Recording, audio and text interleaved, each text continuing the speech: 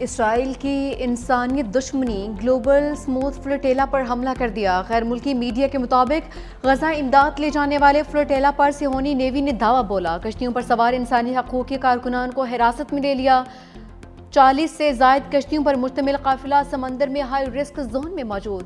غزہ تک پہنچنے کے لیے 200 کلومیٹر سے بھی کم فاصلہ۔ فلوٹیلا میں شامل کئی کشتیوں سے رابطہ بھی منقطع۔ اسرائیلی وزیر خارجہ کی اسموتھ فلوٹیلا کو وارننگ، فوری طور پر سفر روکنے کی دھمکی دے دی۔ فلوٹیلا پر پاکستان کے سابق سینیٹر مشتاق احمد بھی سوار۔ مشتاق احمد نے آج رات بحری قافلے پر اسرائیلی حملے کا خدشہ ظاہر کیا تھا۔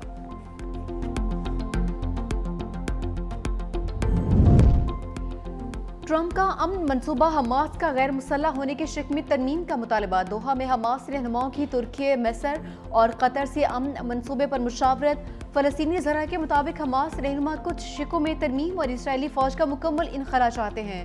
حماس نے رہنماؤں کو قتل نہ کیے جانے کی عالمی ضمانتیں بھی مانگ لیں۔ ٹرمپ نے امن منصوبے پر حماس کو 3 سے 4 روز کا وقت دیا تھا۔ دھمکی دی تھی حماس نے تجاویز قبول نہ کی تو افسوسناک انجام ہوگا۔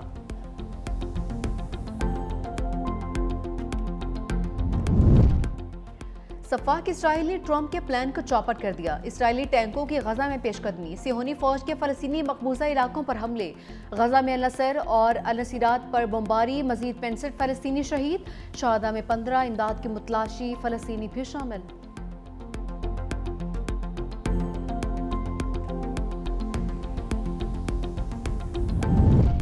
قطر پر حملہ، امریکہ پر حملہ ہے۔ ٹرمپ نے ایگزیکٹو آرڈر پر دستخط کر دیے۔ قطر پر حملے کو امریکہ کی امن و سلامتی کے لیے خطرہ سمجھا جائے گا۔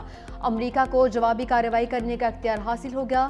کارروائی میں سفارتی، اقتصادی، فوجی اقدامات سمیت تمام آپشنز موجود ہوں گے۔ اقدام اسرائیل کے گزشتہ ماہ دوحہ پر فضائی حملے کے بعد سامنے آیا ہے۔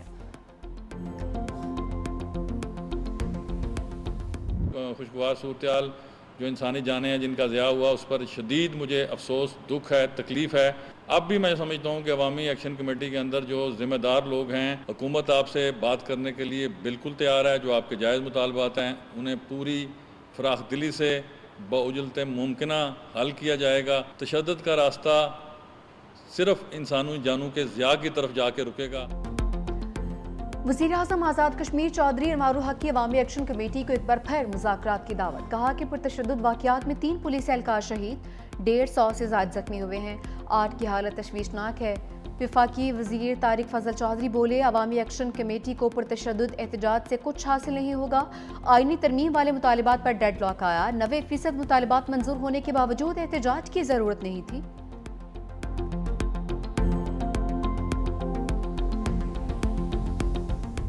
ہمارا دنیا کی انوائرمنٹ کی خرابی میں رول 1% سے بھی کم ہے، اور سب سے زیادہ متاثر ہونے والے ممالک میں ہم نمبر 1 پہ ہیں۔ ہمارے نقصان میں ہماری مدد کریں۔ ہم کوئی بیگ نہیں کر رہے، دنیا سے حق مانگ رہے ہیں۔ جمہوری طریقے سے آراء دیں، اختلاف کریں، تنقید کریں، وہ لہجے، وہ لفظ اختیار نہ کریں جو ماضی میں استعمال ہوئے اور ان کے نقصانات ہوئے۔ یہ ہم طے کر کے چلے تھے کہ ملکی بحرانوں کا حل نکالنا ہے۔ اس کا مقصد یہ قطعاً نہیں تھا کہ ہم بلینک چیک دے کے حکومت جو کرے گی، مسلم لیگ جو کرے گی، ہم اس کا ساتھ دیں گے۔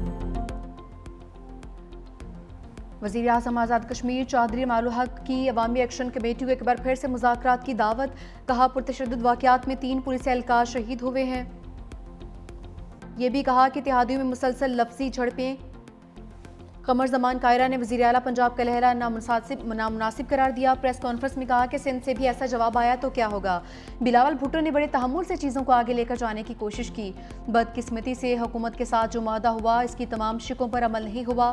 BISP سے تو ابتدائی امداد دی جاتی ہے، ہم بھی پنجاب والے ہیں، ہم کچھ تجاویز دیں تو آپ سیکھ پا ہو جاتے ہیں۔ ہم امداد کے طریقہ کار پر اعتراض نہیں اٹھا رہے۔ آپ کہتی ہیں چھوڑوں گی نہیں۔ وزیر اطلاعات پنجاب عظمہ بخاری کا بھی پلٹ کر جواب کہا کہ آپ لوگوں نے پنجاب حکومت کے خلاف پریس کانفرنس کی ریس لگائی ہوئی ہے۔ کاش آپ پنجاب میں رہ کر پنجاب کی بیٹی پر تنقید کرنے سے پہلے اپنا ماضی دیکھ لیتے۔ نون لیگ اور پیپلز پارٹی میں سیز فائر کی کوششیں۔ وزیر اعلیٰ پنجاب کے گرما گرم بیانات کے بعد دونوں جماعتیں متحرک، سیاسی پارا نیچے لانے کے لیے اہم بیٹھک۔ ذرائع کے مطابق ملاقات پارلیمنٹ ہاؤس میں اسپیکر چیمبر میں ہوئی۔ اسپیکر قومی اسمبلی ایاز صادق، نائب وزیر اعظم اسحاق ڈار، مشیر وزیر اعظم رانا ثناء اللہ، اعظم نذیر طارر اور طارق فضل چودھری کی شرکت۔ پیپلز پارٹی کی جانب سے سینئر رہنما سید نوید قمر، اعجاز جاکرانی شریک ہوئے۔ پیپلز پارٹی کا وزیر اعلیٰ پنجاب کے بعض بیانات پر تحفظات کا اظہار۔ دونوں جماعتوں کا افہام و تفہیم سے تمام مسائل حل کرنے پر اتفاق۔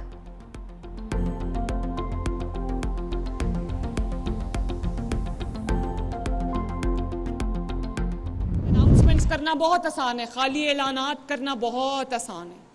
اس میں کیا، اس میں صرف زبان ہلانی پڑتی۔ بہت لوگوں نے خالی اعلانات کیے، خالی وعدے کیے، جھوٹے وعدے کیے، اور لوگ ان کے راستہ تکتے رہ گئے۔ ہم نے عوام سے وہ والے وعدے بھی کیے جو ہم نے وعدے نبھائے ہیں، جو ہم نے وہ وعدے کیے نہیں تھے۔ پنجاب کا بدترین سیلاب آیا، میں ابھی تک جب سے سیلاب آیا شاید 2 یا 3 بار دفتر گئی ہوں۔ میں کبھی ایک شہر میں ہوتی ہوں، کبھی دوسرے شہر میں ہوتی ہوں، کبھی تیسرے شہر میں ہوتی ہوں۔ وزیر اعلیٰ پنجاب مریم نواز کے لہجے میں اب بھی سختی۔ مریم نے تقریب سے خطاب کرتے ہوئے کہا کہ بہت سے لوگوں نے صرف اعلانات کیے، جھوٹے وعدے کیے۔ اعلانات کرنا آسان، کام کرنا مشکل ہوتا ہے۔ ہم نے بغیر وعدوں کے کام مکمل کیے ہیں۔ پنجاب میں بدترین سیلاب آیا لیکن ہم دفتر میں نہیں بیٹھے۔ گزشتہ حکومت کے 4 سال لوٹ کھسوٹ کا دور تھا۔ مری میں غیر قانونی تعمیرات برداشت نہیں کریں گے۔ مری کے لیے ٹرین چلائیں گے۔ سیاحوں کو اپنی گاڑیوں میں نہیں آنا پڑے گا۔ وزیر اعلیٰ پنجاب مریم نواز نے مری میں نواز شریف کا ڈائیالوجی سینٹر کا افتتاح بھی کر دیا۔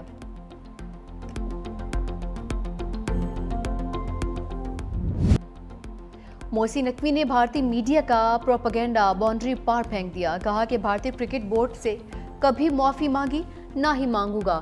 بھارتی میڈیا جھوٹ بولتا ہے، جھوٹ کا سہارا لیتا ہے۔ یہ من گھڑت بکواس سستے پروپیگنڈے کے سوا کچھ نہیں۔ بدقسمتی سے بھارتی کرکٹ میں سیاست کو گھسیٹ رہا ہے۔ اے سی سی کے صدر کے طور پر اسی دن ٹرافی دینے کے لیے تیار تھا اور اب بھی تیار ہوں۔ ٹرافی لینا چاہتے ہیں تو اے سی سی کے دفتر آئیں۔ بھارتی کپتان ٹرافی وصول کریں، خوش آمدید کہوں گا۔ توشہ خانہ 2 کیس کا چیلنج۔ بانی پی ٹی آئی کے وکیل کے استغاثہ کی 19 گواہوں پر جرا مکمل، 20ویں گواہ پر جرا مکمل ہونا باقی۔ اڈیالہ جیل میں بانی اور گشا بی بی کے خلاف کیس کی سماعت۔ بانی کی 3 بہنیں بھی کمرہ عدالت میں موجود۔ بانی نے قانونی کوارڈینیٹرز تبدیل کی درخواست دائر کر دی۔ کوارڈینیٹر میں بیرسٹر علی ظفر اور حامد خان کو شامل کر دیا۔ وکیل انتظار پنجھوتا اور نیاز اللہ نیازی کو ہٹا دیا۔ توشہ خانہ 2 کیس کی سماعت آج ملتوی ہو چکی۔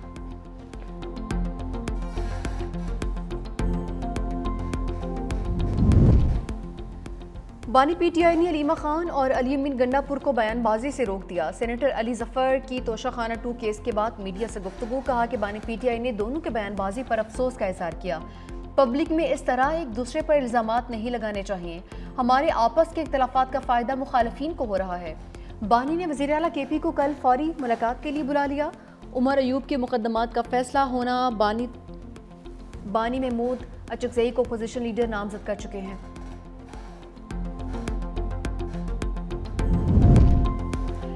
پشاور ہائی کورٹ کا عمر ایوب اور شبلی فراز کو متعلقہ عدالت میں سرنڈر کرنے کا حکم۔ عدالت نے نااہلی سے متعلق درخواستوں پر حکم اطمینان واپس لے لیا۔ پشاور ہائی کورٹ نے اپنے فیصلے میں کہا کہ درخواست گزار انسداد دہشت گردی عدالت سے سزا یافتہ ہیں۔ عدالت اس صورتحال میں درخواست گزاروں کو ریلیف فراہم نہیں کر سکتی۔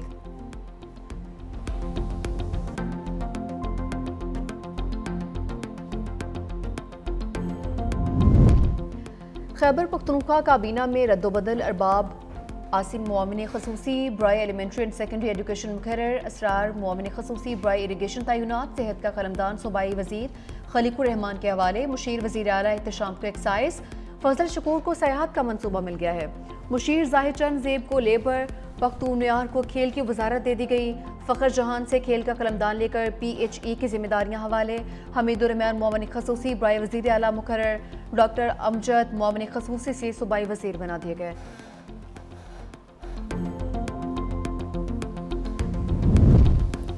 نائب وزیر اعظم اسحاق ڈار اور ایرانی وزیر خارجہ سید عباس عراقچی کا ٹیلی فونک رابطہ۔ ترجمان دفتر خارجہ کے مطابق دونوں رہنماؤں میں پاک ایران تعلقات پر تبادلہ خیال، خطے کی صورتحال اور قیام امن کے لیے سفارتی کاوشوں پر غور، دو طرفہ تعلقات کی مزید مضبوطی کا اعادہ۔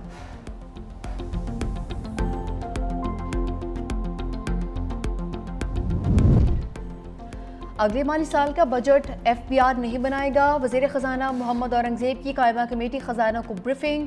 کہا آنے والے budget tax policy office finance division سے بنے گا، پاکستان نے 50 کروڑ یورو بانڈ کی ادائیگی کر دی، اب معیشت کی سمت درست ہے۔ چین کے ساتھ پانڈا بانڈ کے حوالے سے پیش رفت تیزی سے جاری ہے۔ Tax to G D P ratio 11% پر لانے کے لیے پرعزم ہے۔ پاکستان اور IMF کے درمیان مذاکرات پر پیش رفت ہو رہی ہے۔